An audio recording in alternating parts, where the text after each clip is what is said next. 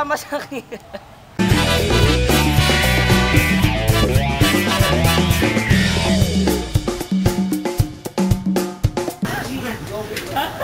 Crime of passion. Sa pangalan pa lang, alam mo na. Pero ano nga ba talaga ang ibig sabihin ng crime of passion? Formal na. Simulan natin sa pagtatanong. Ano sa tingin mo yung crime of passion? Ano? Crime of passion? Bakit ginagawa yung krimen, ganon? Crime of... Okay. Kung bakit parang ginagawa libangan yung krimen, Brad? Kasi ano yan, Brad eh. Para sa mga hahalang yung kaluluwa, ano, ginagawa na nilibangan yung para kumita ng pera eh.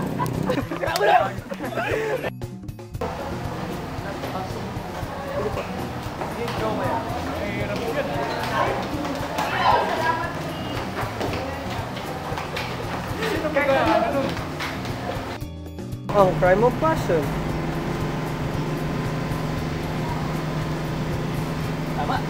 In your own opinion, what is crime of passion?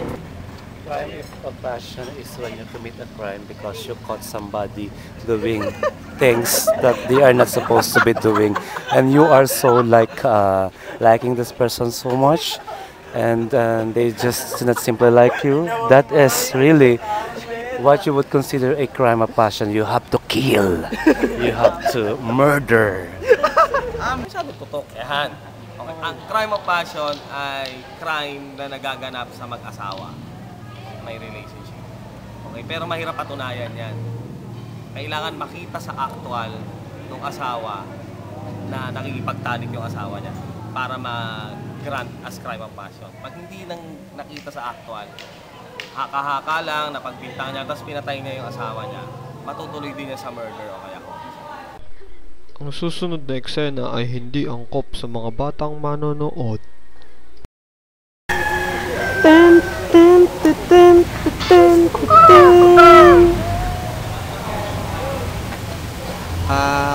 Juanita, ngayong bagong kasal na tayo, anong future plans natin?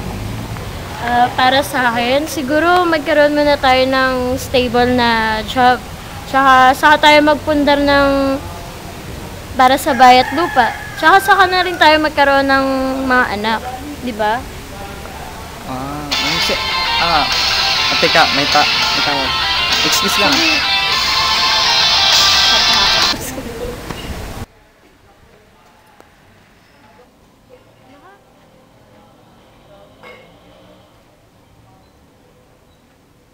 Sino to?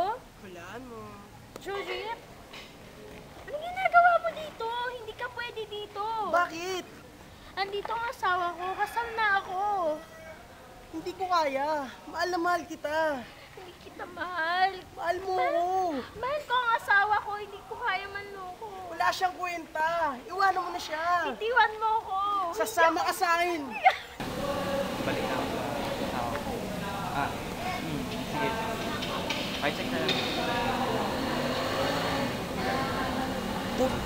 Punyeta to. Sumama ka na sa akin. Ayoko sumama sa Sumama ka na sa akin. Juanita, sino to? Bakit? Sino ka ba? Hindi ko siya kilala. Anong hindi? Eh, sino ka ba? Asawa niya ako. Bakit? May relasyon na kami. Ha? Kasal kami. Ano? Pero paano tayo? Anong tayo? Walang tayo. Nag-aaway, WeChat natin. Arnis! Arnis! Yeah. Are you ready? Are you ready? Let's get along! Ay, tama na yan!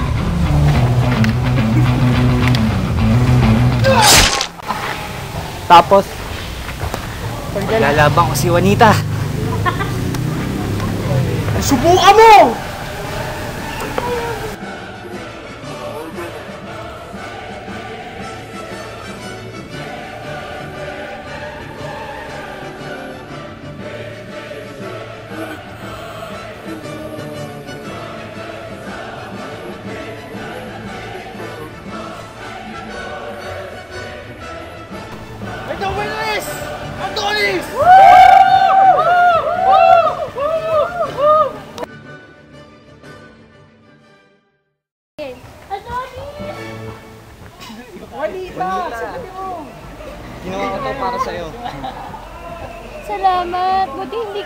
nasasaktan.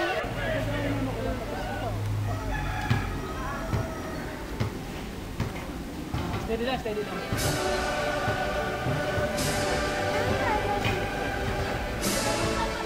Huwag mo lalaki ka ng asawa ko kahit kailan.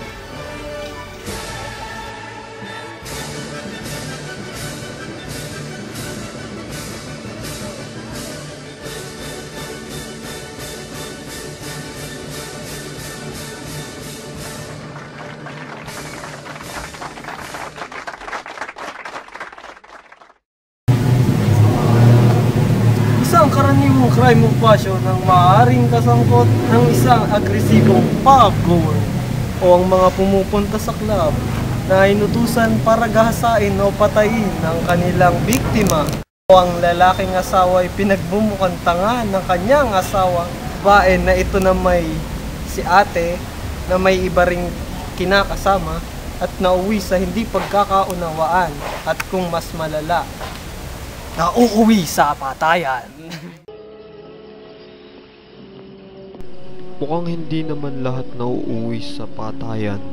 Tignan natin na ang eksenang ito.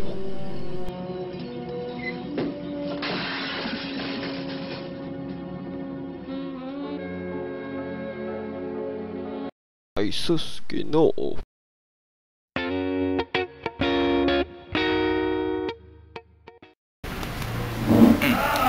Sa Estados Unidos, kadalasang itong tinatawag na kadalasang pagkabaliw ang depensang ginamit ng US Congressman Daniel Sickles ng New York noong 1859 pagkatapos niyang patayin ang kinakasama ng kanyang asawa na si Philip Barton Key. Pero nagamit lang ito noong 1940s hanggang 1950s. Pero ito ang tanong ko. Paano kung sa inyo nangyari ito? Ano na lang ang gagawin mo para hindi ka makulong? Basta ako nagtitinda sa aming probinsya. Ayoko nang makulong dahil sa mga ganyan passion. Mawawalan ako pera. Sayang kita. Huy! Siguro, di na lang ako gagawa ng kasalanan. Magpapari na lang ako. Yun na lang gagawin ko, tama. Kasi ayoko makulong, di ba?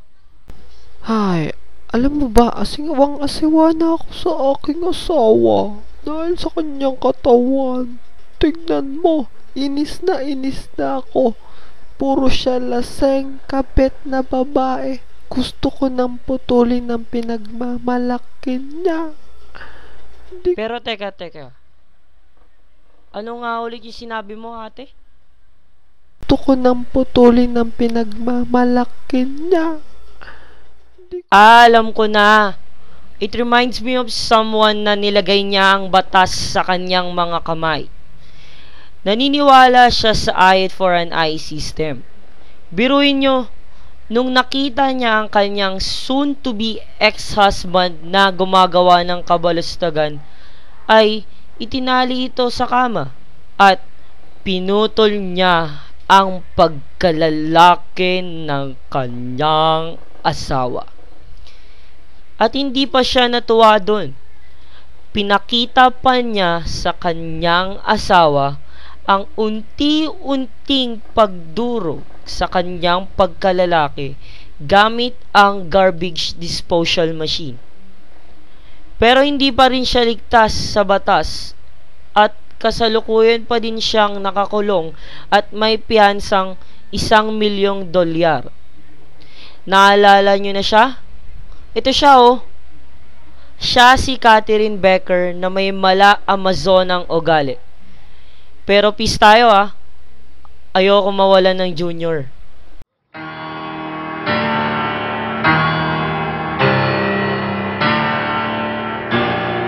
Forget your troubles, come on, get happy. You better chase all your cares away. Sing hallelujah, come on, get happy. You're heading for the judgment day. The sun is shining, come on, get happy, girl. The Lord is waiting to take your hand. Shout hallelujah, come on, get happy. You're heading for the promised land.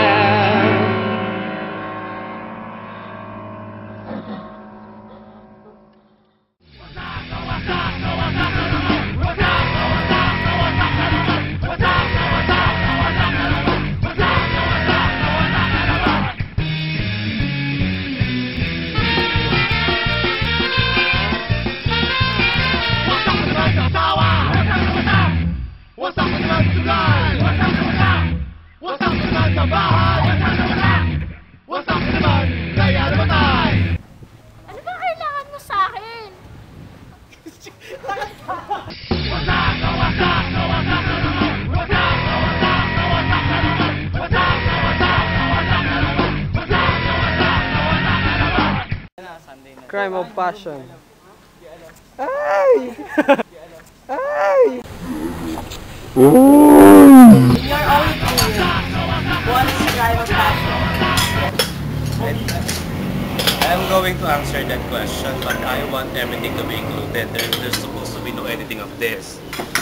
Crime of passion is when someone is wearing something that is so absurd. Let's say, for example, if the clothes is really an eyesore to the eye, meaning someone is wearing something that is red, then the skirt would be yellow, and the shoes would be blue, like a flag. That is a crime of passion. When a person commits a crime, that is, let's say for example, a dog.